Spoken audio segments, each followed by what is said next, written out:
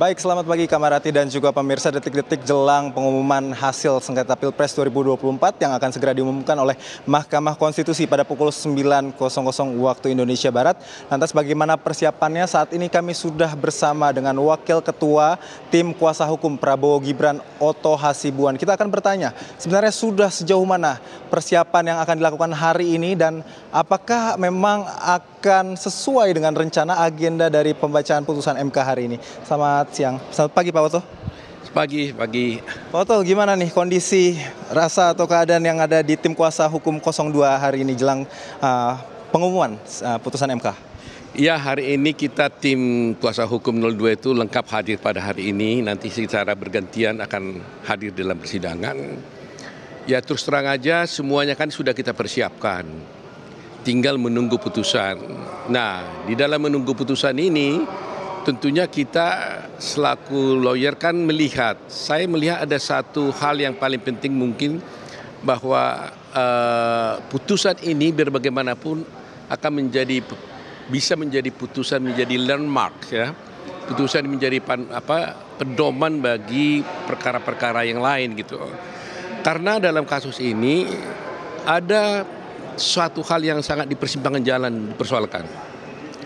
Di satu pihak kita mengatakan bahwa ini PHPU, tapi pihak pemohon mengatakan meskipun PHPU mereka bisa masuk dengan memasukkan permohonannya dengan alasan adanya kecurangan pemilu. Yang mana menurut Undang Pemilu itu tidak dibolehkan. Nah, di sini nanti akan Mahkamah Konstitusi akan memberikan putusan. Nah, apakah putusan Mahkamah Konstitusi akan kontroversial? Apakah sesuai dengan hukum acara yang berlaku di MK selama ini? Kita lihat gitu ya, Tetapi tentunya segala kemungkinan bisa terjadi. Nah, bagi kami tentunya karena kami yang dimohonkan atau digugat, kami berharap tentunya tidak ada surprise. Harapan kami begitu. Kenapa saya bilang tidak ada surprise? Karena menurut aturan yang baku seharusnya kami ini sudah harus dimenangkan gitu.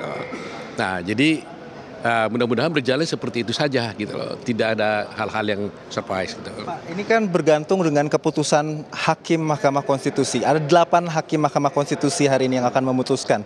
Dari 8 ini, dari tim kuasa hukum 02 sendiri melihatnya seperti apa, Pak?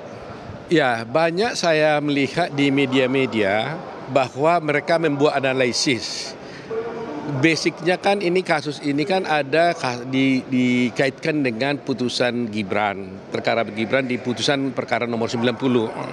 Nah, memang di dalam perkara nomor 90 itu ada 3 hakim Mahkamah Konstitusi yang melihat yang menolak putusan 90 itu. Jadi ada 3 yang di Mahkamah Konstitusi menolak, ya kan? Waktu itu. Nah, sehingga orang membuat analisis gitu loh. Oh, kalau sudah ada 3, di mana di sana termasuk kalau saya tidak keliru Pak Suhartoyo yang menjadi ketua di sini, maka bisa saja mereka ini juga akan berpihak kepada pihak pemohon karena tidak setuju dengan Gibran.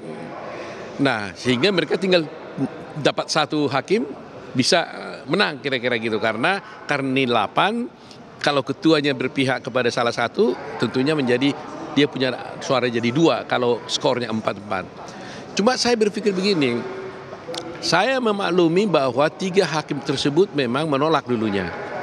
Tetapi ketika waktu itu dia menolak, akhirnya kan di dalam putusan Mahkamah Konstitusi kan di voting.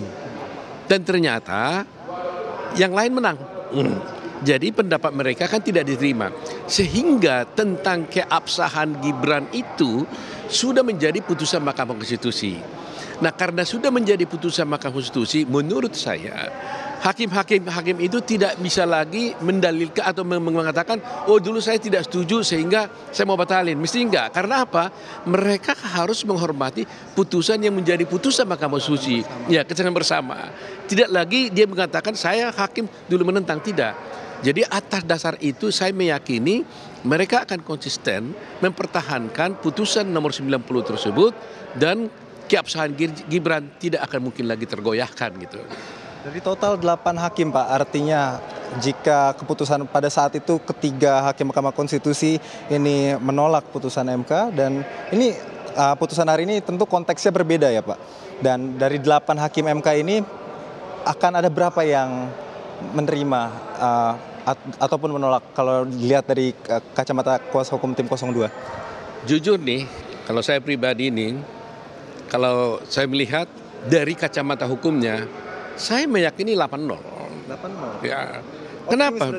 Saya begitu ya. Kenapa ya? Karena saya pertama ya memang menjadi dispute-nya adalah apakah Mahkamah Konstitusi berwenang atau tidak. Nah, menurut teorinya seharusnya tidak berwenang. Tetapi bisa saja kemungkinan Mahkamah Konstitusi kan tidak mau menyatakan dirinya tidak berwenang. Karena ini kan menyangkut mungkin suatu hal menjadi kehormatan Mahkamah Konstitusi. Jadi dia menyadari bahwa sebenarnya bukan jadi kewenangan dia. Karena kalau dia mau menerobos, berarti dia harus menerobos hukum acara yang berlaku. Ya, padahal menurut saya terobosan terhadap hukum acara yang berlaku itu hanya boleh kalau kemudian hukum acara tidak ada, ya kan? Nah, jadi menurut saya adalah bahwa kalau dia mengatakan dia berwenang, kemungkinannya dia akan mengatakan ini tidak terbukti. Karena memang tidak ada masif, tidak ada terbukti struktur, dan tidak terbukti sistematis. Gitu. Pak Oto Hasibuan, Wakil Ketua Tim Kuasa Hukum, terima kasih banyak atas waktunya. Baik, saya kembalikan Kamarati kepada Anda di studio. Terima kasih. Baik, terima kasih Ikra Anggana.